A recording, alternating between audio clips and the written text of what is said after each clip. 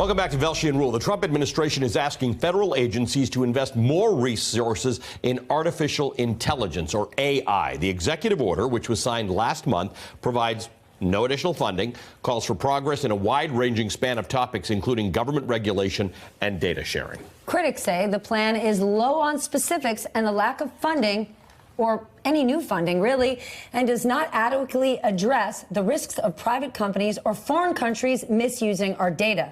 The plan comes 2 years after China laid out an ambitious plan to be the world leader in AI by 2030 and create a $150 billion industry. So what can the U.S. do to keep China from winning the AI race? NBC's technology correspondent Jacob Ward joins us now. Jacob, let's just put this into perspective. Sure.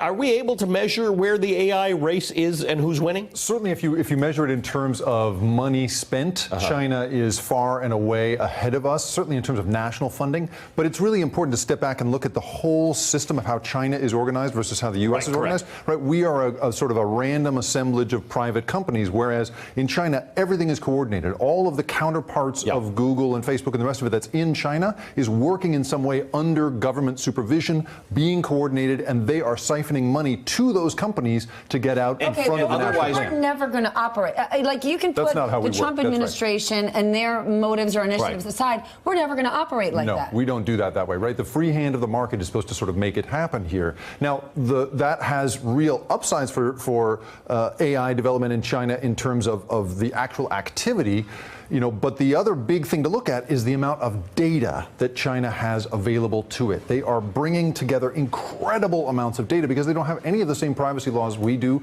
They don't even really have the same national attitudes that we do about maintaining your privacy when it comes to tech. They don't really believe in it the same way that we do. All right, so putting the Trump executive order aside, because maybe that's important, maybe it isn't. Well, first of all, I'm going to ask you, is it important that there's an executive order and a federal initiative? And without it, is enough going on? Certainly, it is important that we say this is a national, this is how the moonshot happened, right? As the president saying we got to get there and back, but you have to put money behind it. And the fact that there is no money here really just makes it theatrics at this point.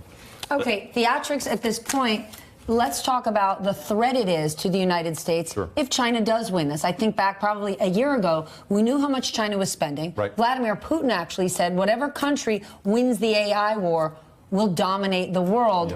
And this executive order is really the first we've even seen the president speak about. That's right. That's exactly right. To give you some perspective on it, so right now is the Two Sessions gathering in China. It's this sort of, it's somewhat theatrical, but it's basically the recommendations of all the various government agencies in China coming together. They're talking right now about AI in ways that, a science fiction writer would freak out about. So right now they have, for instance, what's called Sesame Credit, a social credit system in China in which people are being rewarded or punished for good or bad behavior.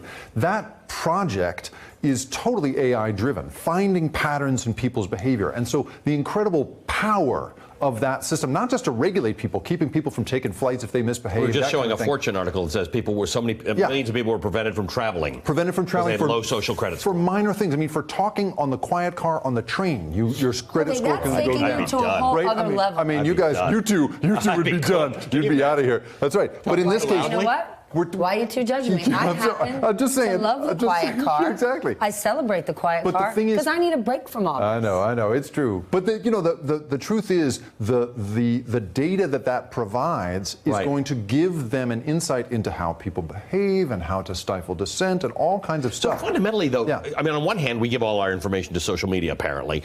On the other hand, as a culture, Americans believe in privacy and aren't that into sharing all this data with companies. I mean, in theory, right? The average American would tell you we're not into doing it. We actually tend to. But while they're telling you that, they're logging onto Facebook telling you what they like. It feels to me sometimes like the most advanced form of capitalism is actually winds up looking like textbook communism for that very reason. We're giving our stuff over to the government not in that insisting way. We do. That's right. We still sort of talk about freedom, but in China, it's very interesting. interesting because they are not in any way embarrassed of that project. They think of it as a thing to take pride in because it's creating order out of chaos. And they look at us and think, why would they let chaos reign in that case? But getting back to AI, I mean, the thing that AI is going to empower is the ability to find patterns in everything from medical research to defense threats to all of that stuff. And the fact that they are coordinating public and private enterprise in China in a way that we never will. Worthy of us giving real consideration. It's really worth watching. If you thought your low Uber rating was tough, that's exactly. That's just the beginning. My Uber rating has been improving lately, I must say. Improving. It's improving. From a bad place, though. Jake, good to see you, bud. I don't know. I don't know. Somebody turned to me the other day on the train on Amtrak in the quiet car and said, you know, it's not your own private train. And actually, I pointed out, no, this is actually public travel. So that means I can talk, you can talk. Not in the quiet car. Not in the quiet car, apparently. There's some serious rules about that. It's why it's called the quiet car. I know. I don't really. I thought I was being quiet, but even when I whisper, I'm not. Just don't talk in it. Yeah. Hey, MSNBC fans, thanks for checking out our YouTube channel. Subscribe by clicking on that button down there and click on any of the videos here to watch the latest interviews and highlights. You can get more MSNBC for free every day with our newsletters. Just visit msnbc.com/newsletters to sign up now.